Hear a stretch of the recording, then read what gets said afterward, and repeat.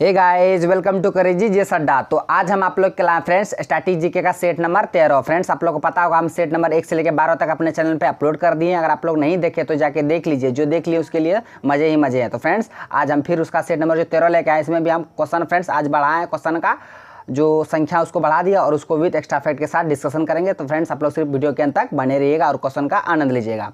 तो चलिए शुरू करते हैं। पहला क्वेश्चन है कि मौलिक अधिकारों का निलंबन कौन कर सकता है। तो फ्रेंड्स जो फंडामेंटल राइट्स है, मौलिक अधिकार, इसको निलंबन कौन कर सकता है।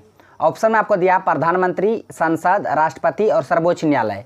तो फ्रेंड्स इसका आंसर बता दे, ऑप्शन सी हो जाएगा, यानी कि राष्ट्रपति। तो फ्रेंड्स राष्ट्रपति मौलिक अधिकारों को निलंबन कर सकता है। कौन? राष्ट्रपति कर सकता है, इसके अलावा और कोई नहीं कर सकता। वो इसलिए देखिए फ्रेंड्स, जो आपातकाल लगाया जाता है अनुच्छेद 352 के अंतर्गत, जो राष्ट्रीय आपातकाल लगाया जाता है उसके अंतर्गत जो अनुच्छेद 19 के अंतर्गत जितने भी 6 मौलिक अधिकार है वो स्वतः निलंबित हो जाते हैं, खुद निलंबित हो जाते हैं। जब आपातकाल लगते हैं फ्रेंड्स देश में, राष्ट्रीय आपातकाल, तो आपातकाल लगने के बाद अनुच्छेद 19 के अंतर्गत जो 6 मौलिक अधिकार है वो स्वतः निलंबित हो जाते हैं। उसके अलावा जो राष्ट्रपति अधिसूचना जारी करने के बाद जो अनुच्छेद 20 और 21 इसको छोड़कर जितने भी मौलिक अधिकार है उसको समाप्त कर सकता है। कौन? राष्ट्रपति। आप इसे याद रखिएगा, किस अनुच्छेद को नहीं कर सकता है? अनुच्छेद 20 और 21, ये दोनों को छोड़कर सभी मौलिक अधिकारों को समाप्त कर सकता है, निलंबित कर सकता है। कौन? राष्ट्रपति। आप इसे याद रखिएगा, बहुत ही इंपॉर्टेंट क्वेश्चन था ये पॉलिटी से। तो चलते हैं अब अगले क्वेश्चन की ओर। क्वेश्चन है कि जिस प्रकार बीरबल अकबर के दरबारी थे उसी प्रकार तेनालीराम किनके दरबारी थे। बताना है, जो बीरबल थे वो किनके दरबार में थे? तो अकबर के दरबार में थे बीरबल। उसी तरह जो तेनालीराम थे वे किसके दरबार में थे? तेनालीराम। ऑप्शन में आपको दे रखा है कृष्णदेव राय, राजराज प्रथम, उसके बाद राजेंद्र चोल, टीपू सुल्तान। तो ये 4 ऑप्शन आपको दिया है। बताना है कि तेनालीराम किसके दरबार में रहते थे। तो इसका आंसर बता दे, ऑप्शन ए हो जाएगा फ्रेंड्स, कृष्णदेव राय। तो कृष्णदेव राय ये विजयनगर साम्राज्य के महानतम शासक थे, इन्हीं के दरबारी में रहते थे। कौन? तेनालीराम। आप इसे याद रखिएगा। और इसी के दरबार में अष्टदिग्गज भी रहते थे। क्वेश्चन बहुत बार पूछा है कि अष्टदिग्गज किसके दरबार में रहते थे, तो कृष्णदेव राय के दरबार में अष्टदिग्गज रहते थे। और अष्टप्रधान पूछेगा तो शिवाजी के दरबार में। आप दोनों को याद रखिएगा, अष्टदिग्गज वो कृष्णदेव राय के दरबार में, अष्टप्रधान शिवाजी के दरबार में। तो फ्रेंड्स ये दोनों क्वेश्चन बहुत ही इंपॉर्टेंट क्वेश्चन था, आप इसे याद रखिएगा। तो चलते हैं अब अगले क्वेश्चन की ओर। क्वेश्चन है कि पानीपत के तृतीय युद्ध में मराठे निम्नलिखित से पराजित हुए थे। जो मराठा पराजित हो गया था फ्रेंड्स पानीपत के तृतीय युद्ध में, वो किन से पराजित हुए थे आपको ही बताना है। ऑप्शन में आपको दे रखा है अफगान, मुगल, अंग्रेज, फ्रेंच। तो ये 4 ऑप्शन है, आपको बताना है कि तीसरा जो पानीपत का युद्ध हुआ था उसमें मराठा का हार हो गया था, तो मराठा को हराया था किसने? तो ये अफगान हराए थे। कौन? अफगान। और अफगान से ही आए थे कौन? अहमद शाह अब्दाली, जो नादिर शाह थे, जो भारत में 1739 में आक्रमण किए थे, उसी के सेनापति थे। कौन? अहमद शाह अब्दाली। और उन्हीं के मरने के बाद अहमद शाह अब्दाली ने अफगानिस्तान पर मतलब शासन करना शुरू कर दिया था, वहाँ पर अधिकार कर लिया था। और अफगानिस्तान से ही आया था कौन? अहमद शाह अब्दाली, जिन्होंने मराठा को हराया था पानीपत के तीसरे युद्ध में, यानी तीसरे युद्ध में मराठा को हराया था। कौन? अहमद शाह अब्दाली। और कहाँ से आए थे?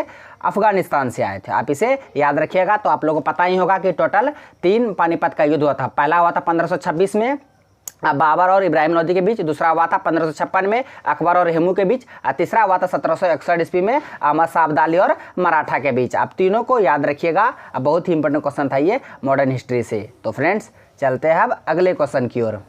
नेक्स्ट क्वेश्चन है फ्रेंड्स कि बोध गया में प्रसिद्ध महाबोधि मंदिर किस शासक ने बनवाया था। तो बताना आपको, जो बोध गया में जो महाबोधि का मंदिर है उसको किस शासक ने बनवाया था, आपको ही बताना है। ऑप्शन में आपको दिया है देवपाल, धर्मपाल, अजातशत्रु, अशोक।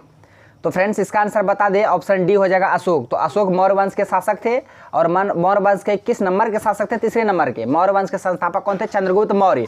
उसका बेटा था कौन? बिंदुसार। अब बिंदुसार का बेटा था कौन? अशोक। तो मौर्य वंश के तीसरे शासक थे कौन? अशोक। इन्होंने ही बोध गया में महाबोधि मंदिर को बनाया था। आप इसे याद रखिएगा। जो गौतम बुद्ध थे फ्रेंड्स, इनको ज्ञान की प्राप्ति कहाँ हुई थी? बोध गया में। तो बोध गया में ही महाबोधि का मंदिर को बनवाया था कौन? अशोक। आप इसे याद रखिएगा, बहुत ही इंपॉर्टेंट क्वेश्चन था। और जो सांची का स्तूप इससे रिलेटेड पूछता है कि सांची का स्तूप जो मध्य प्रदेश के रायसेन जिले में है, उसको भी किसने बनाया था? अशोक ने ही बनवाया था। आप इसे याद रखिएगा, दोनों क्वेश्चन बहुत ही इंपॉर्टेंट है। महाबोधि का मंदिर बोध गया में अशोक ने बनवाया था, और मध्य प्रदेश के रायसेन जिले में सांची का स्तूप बनाया था जो कि बौद्ध धर्म से संबंधित था, उसको भी अशोक ने ही बनवाया था। और अशोक किस वंश के थे? तो अशोक मौर्य वंश के थे। तो इतने सारे क्वेश्चन को आप याद रखिएगा। तो चलते हैं अब अगले क्वेश्चन की ओर। क्वेश्चन है कि भारत में सर्वप्रथम 16 अप्रैल 1853 को प्रथम रेलगाड़ी चलाई गई, उस समय भारत का गवर्नर जनरल कौन था? तो बताना है कि जब भारत में प्रथम रेलगाड़ी चली थी फ्रेंड्स 16 अप्रैल 1853 ईस्वी में, उस समय भारत का गवर्नर जनरल कौन था? ऑप्शन आपको दे रखा है Lord William Bentinck, Lord Dalhousie, Warren Hastings, Lord Clive, Robert Clive. तो फ्रेंड्स इसका आंसर हो जाएगा ऑप्शन बी यानी कि लॉर्ड डलहौजी। तो डलहौजी के समय फ्रेंड्स भारत में प्रथम रेलगाड़ी चली थी 16 अप्रैल 1853 में। कहाँ से कहाँ तक? तो बंबई से ठाणे के बीच चली थी 16 अप्रैल 1853 में। लॉर्ड डलहौजी के शासनकाल में प्रथम रेलगाड़ी चली थी भारत में, आप इसे याद रखिएगा। और लॉर्ड विलियम बेंटिक है, ये सती प्रथा का अंत किसने किए थे? लॉर्ड विलियम बेंटिक 1829 में। और उसके अलावा जो हेस्टिंग्स है, वारेन हेस्टिंग्स, ये बंगाल का प्रथम गवर्नर जनरल था। और रॉबर्ट क्लाइव, ये लॉर्ड क्लाइव, ये बंगाल का प्रथम गवर्नर था। तो इतने सारे क्वेश्चन को आप याद रखिएगा, इससे रिलेटेड बहुत ही इंपॉर्टेंट क्वेश्चन ये भी था। तो चलते अब अगले क्वेश्चन की ओर। क्वेश्चन है कि मुस्लिम लीग की स्थापना का श्रेय जाता है। तो बताना जो मुस्लिम लीग की स्थापना किसने किया था, आपको यही बताना है। ऑप्शन में आपको दिया मोहम्मद अली जिन्ना, सर सैयद अहमद खान, सलीमुल्लाह एवं आगा खान, खान अब्दुल गफ्फार खान। तो ये 4 ऑप्शन आपको दिया है, बताना है कि मुस्लिम लीग की स्थापना किसने किया था। तो इसका आंसर बता दें, ऑप्शन सी हो जाएगा सलीमुल्लाह एवं आगा खान ने 30 दिसंबर 1906 को ऑल इंडिया मुस्लिम लीग यानी मुस्लिम लीग की स्थापना किए थे। कौन? सलीमुल्लाह और आगा खान। आप इसे याद रखिएगा, क्योंकि देखिए 1 अक्टूबर 1906 में आगा खान के नेतृत्व में जो मुस्लिमों का एक प्रतिनिधि जो मंडल था, वो वायसराय उस समय कौन थे? Lord Minto. तो लॉर्ड मिंटो से अपने लिए कुछ विशेषाधिकार के लिए मिला था। किससे? लॉर्ड मिंटो से। तो वायसराय से भेंट के बाद कुछ समय बाद ढाका के जो नवाब थे सलीमुल्लाह खान, उन्हीं के नेतृत्व में मुस्लिम लीग का निर्माण की पहल को शुरू किया गया था। और बाद में 30 दिसंबर 1906 को ऑल इंडिया मुस्लिम लीग की स्थापना किया गया था। तो इतने सारे क्वेश्चन को इससे रिलेटेड याद रखिएगा, बहुत ही इंपॉर्टेंट क्वेश्चन था ये भी। तो फ्रेंड्स चलते हैं अब अगले क्वेश्चन की ओर। क्वेश्चन है कि गोबर गैस संयंत्र का आविष्कार किसने किया? गोबर गैस, आप लोग नाम सुना ही होगा कि गोबर गैस संयंत्र है, उसका आविष्कार किसने किया था हम और जानेंगे। उससे जो मुख्यतः गैस निकलते, कौन से गैस निकलते, उसके बारे में हम जानेंगे। तो फ्रेंड्स ऑप्शन में आपको दे रखा सीबी देसाई, उसके बाद सीबी पास्किन, रॉबर्ट विल्हेम सीगर। तो फ्रेंड्स इसका आंसर ऑप्शन ए हो जाएगा फ्रेंड्स सीबी देसाई। तो सीबी देसाई ने गोबर गैस जो है उसको इन्होंने आविष्कार किया था। गोबर गैस संयंत्र का आविष्कार सीबी देसाई ने किया था। और गोबर गैस से निकलने वाली मुख्य गैस कौन है? मीथेन। बहुत बार पूछा है कि गोबर गैस से कौन से गैस निकलते हैं? मीथेन। कौन? मीथेन। इसका सूत्र क्या होता है? CH4, methane. आप इसे याद रखिएगा। और गोबर गैस का जो आविष्कार किया था सीबी देसाई। और कौन से गैस निकलते हैं? CH4 यानी कि मीथेन। मीथेन को मार्स गैस के नाम से भी जाना जाता है। तो आप इसे याद रखिएगा। तो चलते हैं अब अगले क्वेश्चन की ओर। नेत्रदान में दाता की आंख का कौन सा भाग प्रत्यारोपित किया जाता है? जो फ्रेंड्स नेत्रदान किया जाता है, ये नहीं कि पूरा जो आंख है, नेत्र है, सभी को पूरा दान किया जाता है, यहाँ से निकाल के उसके किया जाता है, ऐसा नहीं है। नेत्र के कौन सा भाग को दान किया जाता है? तो वो ऑप्शन आपके हिसाब से देखिए। ऑप्शन में आपको दिया कॉर्निया, लेंस, रेटिना, पूरी आंख। तो फ्रेंड्स इसका आंसर ऑप्शन ए हो जाएगा कॉर्निया। तो कॉर्निया को ही दान में दिया जाता है, कॉर्निया को ही सिर्फ दान में दिया जाता है, नेत्रदान में कॉर्निया को, ये नहीं कि पूरी आंख को दिया जाता है। और इसी से रिलेटेड क्वेश्चन पूछता है कि जो प्रतिबिंब बनता है, हम लोग कुछ भी देखते हो, किसी भी चीज़ का प्रतिबिंब बनता है, कहाँ पे बनता है? रेटिना पर, जिसको हम लोग दृष्टि पटल बोलते हैं। तो आप इसे याद रखिएगा कि प्रतिबिंब कहाँ बनता है? रेटिना पर। और नेत्रदान में आंख का कौन सा भाग दान किया जाता है? तो कॉर्निया को। तो आप इसे याद रखिएगा, बायो से एक क्वेश्चन था। तो चलते हैं अब अगले क्वेश्चन की ओर। क्वेश्चन है कि जय जवान जय किसान का नारा किसने दिया? ये भी बहुत बार पूछा गया क्वेश्चन है। ऑप्शन आपको दिया इंदिरा गांधी, लाल बहादुर शास्त्री, महात्मा गांधी, जवाहरलाल नेहरू। तो इसका आंसर हो जाएगा ऑप्शन बी यानी कि लाल बहादुर शास्त्री ने जय जवान जय किसान का नारा दिया था। आप इसे याद रखिएगा। और इसके अलावा इंदिरा गांधी ने नारा दिए थे गरीबी हटाओ, महात्मा गांधी ने नारा दिए थे करो या मरो, जवाहरलाल नेहरू ने नारा दिए थे आराम हराम है। तो ये सभी क्वेश्चन को आप याद रखिएगा। तो फ्रेंड्स चलते हैं अगले क्वेश्चन की ओर। क्वेश्चन है कि भारत में पाई जाने वाली खादर एवं बांगर किस प्रकार की मिट्टी है? जो फ्रेंड्स खादर और बांगर है वो बताना है कि किस प्रकार की मिट्टी है। ऑप्शन आपको दिया जलोढ़, रेगूर, लेटेराइट, लाल एवं पीली। तो फ्रेंड्स इसका आंसर हो जाएगा ऑप्शन ए यानी कि जलोढ़ मृदा। तो जलोढ़ मृदा का ही भाग है, पार्ट है कौन?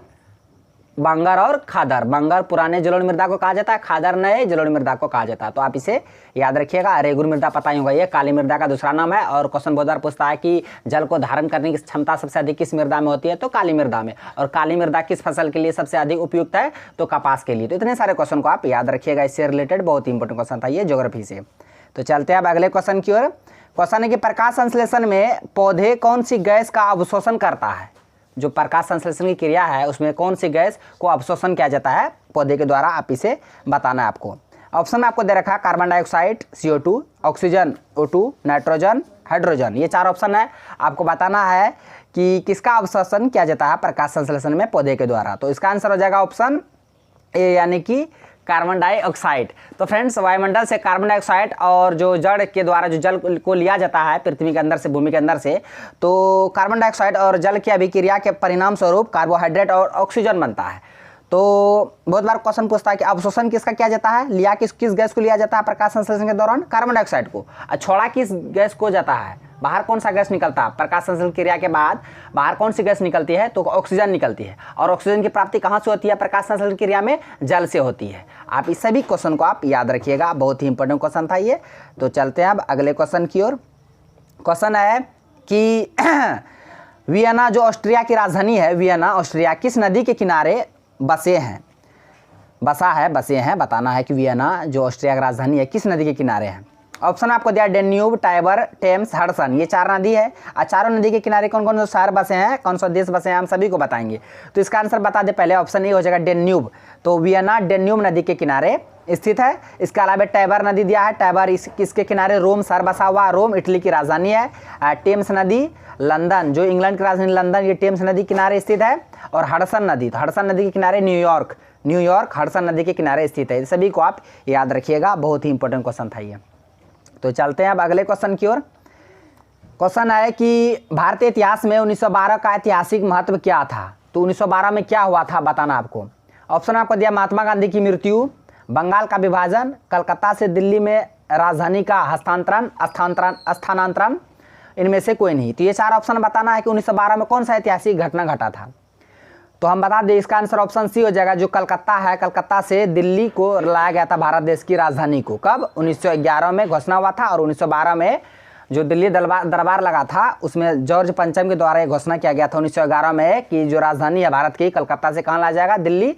और 1 अप्रैल 1912 को भारत की राजधानी कलकत्ता से दिल्ली स्थानांतरित कर दिया गया। आप इसे याद रखिएगा। तो फ्रेंड्स, आज का क्वेश्चन बस यहीं तक था। आई होप सारे क्वेश्चन हम समझा दिए। अगर आप नए हैं तो मेरे यूट्यूब चैनल कर दीजिए सड्डा को सब्सक्राइब करें और बेल आइकन को भी हिट कर दीजिए, ताकि हर एक लेटेस्ट वीडियो का नोटिफिकेशन तुरंत आप तक पहुंच जाए। थैंक्स फॉर वॉचिंग वीडियो, धन्यवाद। मिलते हैं अब नेक्स्ट वीडियो में नेक्स्ट स्टेट के साथ।